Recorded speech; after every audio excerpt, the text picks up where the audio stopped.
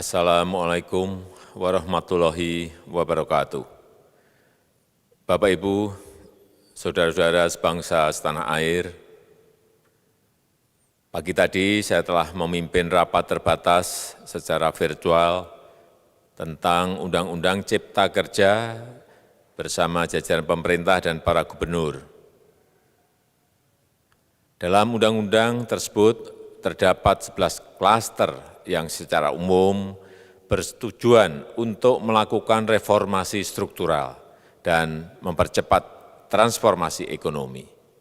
Adapun klaster tersebut adalah urusan penyederhanaan perizinan, urusan persyaratan investasi, urusan ketenagakerjaan, urusan pengadaan lahan, urusan kemudahan berusaha, urusan dukungan riset dan inovasi, urusan administrasi pemerintahan, urusan pengenaan sanksi, urusan kemudahan pemberdayaan dan perlindungan UMKM, urusan investasi dan proyek pemerintah, serta urusan kawasan ekonomi. Dalam rapat terbatas tersebut, saya tegaskan mengapa kita membutuhkan Undang-Undang Cipta Kerja. Pertama, setiap tahun ada sekitar 2,9 juta penduduk usia kerja baru, anak muda yang masuk ke pasar kerja, sehingga kebutuhan atas lapangan kerja baru sangat-sangat mendesak. Apalagi di tengah pandemi, terdapat kurang lebih 6,9 juta pengangguran dan 3,5 juta pekerja terdampak pandemi COVID-19. Dan sebanyak 87% dari total penduduk bekerja memiliki tingkat pendidikan setingkat SMA ke bawah, di mana 39% berpendidikan sekolah dasar, sehingga perlu mendorong penciptaan lapangan kerja baru, khususnya di sektor padat karya. Jadi, Undang-Undang Cipta Kerja bertujuan untuk menyediakan lapangan kerja sebanyak-banyaknya bagi para pencari kerja serta para pengangguran. Kedua, dengan Undang-Undang Cipta Kerja akan memudahkan masyarakat, khususnya usaha mikro kecil, untuk membuka usaha baru. Regulasi yang tumpang tindih dan prosedur yang rumit dipangkas.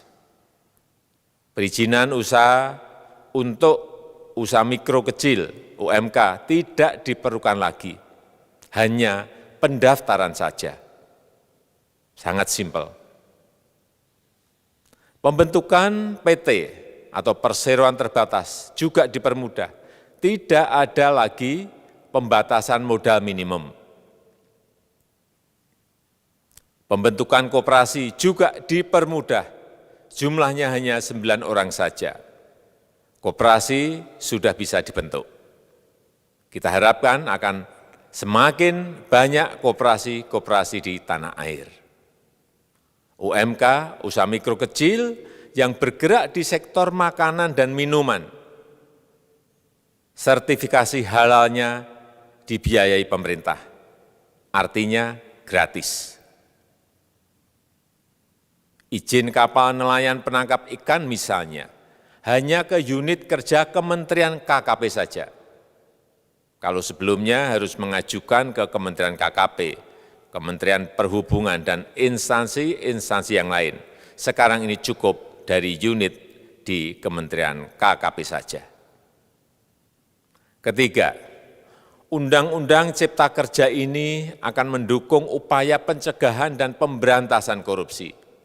Ini jelas karena dengan menyederhanakan, dengan memotong, dengan mengintegrasikan ke dalam sistem perizinan secara elektronik, maka pungutan liar, pungli dapat dihilangkan. Namun, saya melihat adanya unjuk rasa penolakan Undang-Undang Cipta Kerja yang pada dasarnya dilatar belakangi oleh disinformasi mengenai substansi dari undang-undang ini dan hoax di media sosial.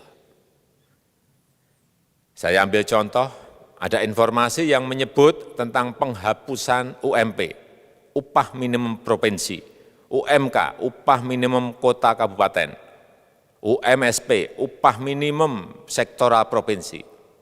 Hal ini tidak benar, karena faktanya upah minimum regional, UMR, tetap ada. Ada juga yang menyebutkan bahwa upah minimum dihitung per jam. Ini juga tidak benar. Tidak ada perubahan dengan sistem yang sekarang. Upah bisa dihitung berdasarkan waktu dan berdasarkan hasil. Kemudian adanya kabar yang menyebutkan bahwa semua cuti sakit, cuti kawinan, cuti khitanan, cuti baptis, cuti kematian, cuti melahirkan, dihapuskan. Dan tidak ada kompensasinya. Saya tegaskan juga ini tidak benar. Hak cuti tetap ada dan dijamin. Kemudian apakah perusahaan bisa mem-PHK kapanpun secara sepihak? Ini juga tidak benar. Yang benar, perusahaan tidak bisa mem-PHK secara sepihak. Kemudian juga pertanyaan mengenai benarkah jaminan sosial dan kesejahteraan lainnya hilang. Yang benar, jaminan sosial tetap ada. Yang juga sering diberitakan tidak benar adalah mengenai dihapusnya AMDAL, analisis mengenai dampak lingkungan. Itu juga tidak benar. AMDAL tetap ada. Bagi industri besar harus studi AMDAL yang ketat. Tetapi bagi UMKM lebih ditekankan pada pendampingan dan pengawasan. Ada juga berita mengenai Undang-Undang Cipta Kerja ini mendorong komersialisasi pendidikan. Ini juga tidak benar. Karena yang diatur hanyalah pendidikan formal di kawasan ekonomi khusus, di KEK. Sedangkan perizinan pendidikan tidak diatur di dalam Undang-Undang Cipta Kerja ini. Apalagi perizinan untuk pendidikan di pondok pesantren. Itu tidak diatur sama sekali dalam Undang-Undang Cipta Kerja ini. Dan aturannya yang selama ini ada tetap berlaku. Kemudian diberitakan bahwa keberadaan bank tanah. Bank tanah ini diperlukan untuk menjamin kepentingan umum, kepentingan sosial, kepentingan pembangunan nasional, pemerataan ekonomi, dan konsolidasi lahan serta reforma agraria. Ini sangat penting untuk menjamin akses masyarakat terhadap kepemilikan tanah, kepemilikan lahan. Dan kita selama ini tidak memiliki bank tanah. Saya tegaskan juga bahwa Undang-Undang Cipta Kerja ini tidak melakukan resentralisasi kewenangan dari pemerintah daerah ke pemerintah pusat. Tidak ada. Perizinan berusaha dan pengawasannya tetap dilakukan oleh pemerintah daerah sesuai dengan NSPK, norma, standar, prosedur, dan kriteria yang ditetapkan pemerintah pusat. Ini agar dapat tercipta standar pelayanan yang baik di seluruh daerah. Dan penetapan NSPK ini nanti akan diatur di dalam PP atau peraturan pemerintah. Selain itu, kewenangan perizinan untuk non-perizinan berusaha tetap ada di Pemda, sehingga tidak ada perubahan. Bahkan kita melakukan penyederhanaan, melakukan standarisasi jenis dan prosedur berusaha di daerah. Dan perizinan berusaha di daerah diberikan batas waktu. Ini yang penting di sini. Jadi ada service level of agreement. Permohonan perizinan dianggap disetujui bila batas waktu telah terlewati. Saya perlu tegaskan pula bahwa Undang-Undang Cipta Kerja ini memerlukan banyak sekali peraturan pemerintah atau PP dan peraturan presiden atau Perpres.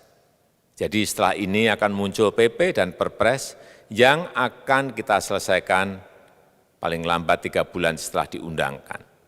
Kita pemerintah membuka dan mengundang masukan-masukan dari masyarakat dan masih terbuka usulan-usulan dan masukan dari daerah-daerah. Pemerintah berkeyakinan melalui Undang-Undang Cipta Kerja ini jutaan pekerja dapat memperbaiki kehidupannya dan juga penghidupan bagi keluarga mereka. Dan kalau masih ada, jika masih ada ketidakpuasan terhadap Undang-Undang Cipta Kerja ini, silahkan mengajukan uji materi atau judicial review melalui MK, Mahkamah Konstitusi. Sistem ketatanegaraan kita memang mengatakan seperti itu. Jadi, kalau masih ada yang tidak puas dan menolak, silahkan diajukan uji materi ke MK. Saya rasa itu yang bisa saya sampaikan pada kesempatan yang baik ini. Terima kasih. Wassalamualaikum warahmatullahi wabarakatuh.